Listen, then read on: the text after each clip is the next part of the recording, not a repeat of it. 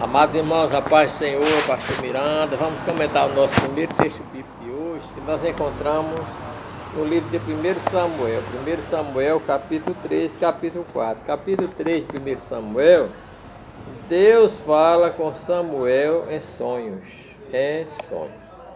E o jovem Samuel servia ao Senhor perante Eli. E a palavra do Senhor era de muita valia naqueles dias. Não havia visão manifesta. Sucedeu naquele dia que, estando ele deitado no seu lugar, os seus olhos se começavam a escurecer, não podia ver. E estando também Samuel deitado, antes que a lâmpada de Deus se apagasse no templo do Senhor, em que estava a arca de Deus. O Senhor chamou Samuel e ele disse, eis-me aqui. Correu a Eli e disse, eis-me aqui, por que tu me chamaste? Mas ele disse, não te chamei eu, torna a deitar. E foi e deitou. Então, meus amados irmãos, nós vemos que a Bíblia diz que Samuel servia ao Senhor perante Eli. Também diz aqui que a palavra de Deus era de muita valia, quer dizer, o povo considerava muito a palavra de Deus. Quando o povo cumpre muito a palavra de Deus, não precisa manifestação, visão, né? Mas nós vemos que tinha só uma coisa errada no meio, que eram os filhos de Eli, que eram sacerdotes e estavam pecando. Não havia visão manifesta. E nós vemos que a partir daí, Eli estava dormindo, Samuel também. Antes que a lâmpada do Senhor se apagasse no templo de Deus, conforme ele diz, o Senhor chamou a Samuel, e Samuel disse, eis-me aqui. Correu e foi até Eli e disse, eis-me aqui, porque tu me chamaste. E ele disse, eu não te chamei, torna-te a deitar. Então isso aconteceu também a segunda vez. Samuel foi deitar-se e ouviu a voz do Senhor que dizia, Samuel, Samuel. Ele correu de novo a Eli. Eis-me aqui, porque me chamaste, Samuel. Não te chamei eu, torna a deitar. Na terceira vez também, o Senhor chamou a Samuel, Samuel, Samuel. Eis-me aqui. Correu a Eli. Na terceira vez disse, eis-me aqui, porque me chamaste. Ela disse, eu não te chamei. Vai te deitar. Agora, se outra vez tu ouvir a voz dele chamando, tu responde, eis-me aqui. Tu responde, fala Senhor, porque o teu servo ouve. E a partir daí, Samuel foi se deitar. E nós vemos, meus amados irmãos, que a partir daí o Senhor chamou como das outras vezes, né? E Samuel, Samuel. Aí ele chamou, né? E disse, fala Senhor, porque o teu servo ouve. Não é? E aí nós vemos, irmão, a Bíblia diz que no versículo 7 que Samuel ainda não conhecia a voz do Senhor, não é?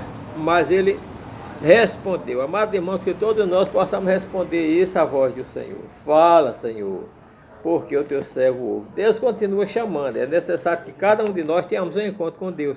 Quando eu aceitei Jesus no início da minha fé, eu ouvi muita voz de Deus. Pela madrugada me chamando, Miranda, Miranda. Do mesmo jeito que Deus chamava Samuel, eu também ouvi ele me chamando. É necessário, muito bom a gente ter uma chamada pessoal. Então, quando ele disse isso, o Senhor falou a ele, disse, Samuel, eu vou fazer uma coisa em Israel, que todo aquele que ouvir, conforme o versículo, tinirão ambas as orelhas.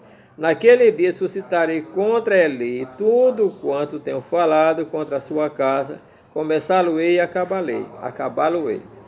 Porque eu lhe fiz saber que julgarei a sua casa para sempre, pela iniquidade que ele bem conhecia, porque fazendo seus filhos execráveis, não os repreendeu. Então nós vemos, pergunta-se, Eli não chamou os filhos dele a atenção, chamou. Você vai ver aqui no capítulo 1, que Samuel, no capítulo 2, versículo 23, né? 2 e 23, ele chamou a atenção. Mas a Bíblia diz que ele não ouviu porque o Senhor os queria matar. Mas onde foi que Samuel errou? Que aqui nesse versículo diz que ele bem sabia a iniquidade dos filhos e que ele não os repreendeu. Uma repreensão aqui era mesmo afastar aquele jovem do ministério, afastar ele da função que ele estava exercendo. Porque não pode homem que serve a Deus e mulher que serve a Deus viver uma vida de promiscuidade, né? Promiscuidade e ficar no ministério. Então era isso que ele reclamou, ele já reclamou. Mas nós temos que reclamar, mas temos que aplicar a disciplina, né? Então nós vemos ali que Deus disse a ele: eu vou começar, eu vou terminar, né? Disse, portanto eu jurei a casa de Eli, né? Que ele ficaria para sempre. Ele disse, porque eu jurei a casa de Eli que nunca mais será espiada a iniquidade da casa de Eli, com sacrifício nem com oferta de manjar. Então nós vemos, irmão, que o pecado era tão grande que Deus decidiu não perdoar mais, nem com sacrifício, nem com oferta de manjar, a iniquidade deles seria perdoada. Então nós vemos ali, meus amados irmãos, que Samuel conta a visão a Eli. Ele disse, o que foi que o Senhor te disse? Ele disse, ficou calado, ficou até tarde, né?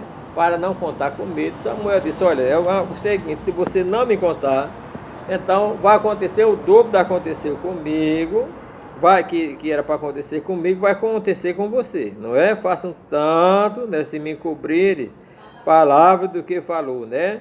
Nós vamos aqui o versículo 17. Que palavra é que te falou? Peço-te que não me encubra. Assim, Deus te faça outro tanto, se me encobrires alguma palavra de todas que falou. Então isso ameaçou com medo para ele. E ele falou toda a palavra, e quando ele falou a palavra que o Senhor tinha falado, então foi Samuel disse, é o Senhor, faça-se o que parecer bem aos seus olhos, sabendo que não é muito bom. Quando o Senhor toma uma decisão e não há arrependimento, e as pessoas não se arrependem, as consequências sérias, né?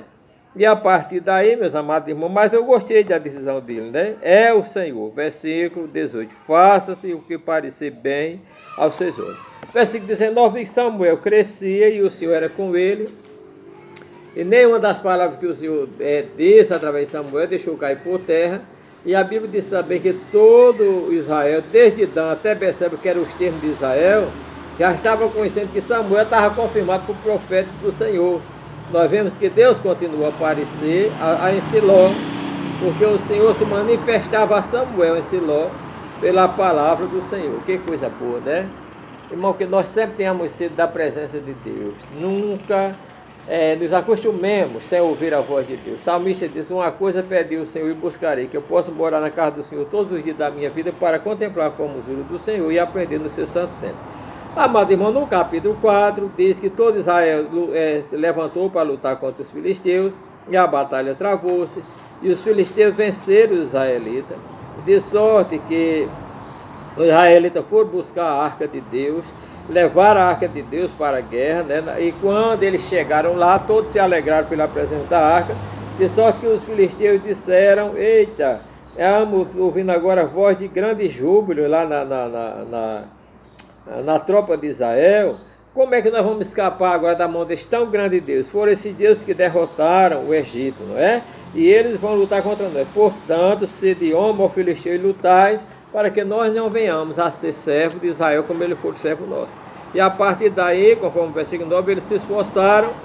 Daí nós vemos que eles foram contra Israel, venceram os israelitas, foi grande o estrago, mataram os israelitas, tomaram a arca de Deus, mataram para cumprir a palavra que Deus tinha dito através do profeta, que também tinha dito a Samuel, os dois filhos de Eli, que eram Ófene e Finéas. E nós vemos que aí o jovem correu da batalha, e quando chegou, Eli estava esperando, perguntou o que tinha acontecido.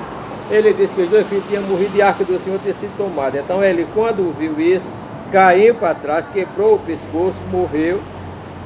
E nós vemos que a partir da hora que ele morreu, também a nora dele, né, o filho, né, que a arca do Senhor tinha sido presa, que seu sogro tinha morrido, conforme o versículo 19, né, do capítulo 4, de estando a sua nora, mulher de Finéia, grávida, né, e próxima de dar o parto, vindo as boas novas acerca da arca de Deus, que era tomada, e que seu sogro havia morrido, encurvou-se para dar à luz, porquanto as dores sobrevieram. Então, a partir daí, as parteiras chegaram perto delas, conseguiram salvar o filho, mostraram o filho a ela, dizendo que ela ficasse alegre, e nós vemos que ela deu o nome do menino Icabô. Icabô quer dizer, foi-se a glória de Deus, porque a arca de Deus tinha sido tomada. Então, meus amados irmãos, consequência, a palavra que Deus promete, ele cumpre, e o pecado, irmão, sempre tem uma consequência trágica. Que Deus nos abençoe.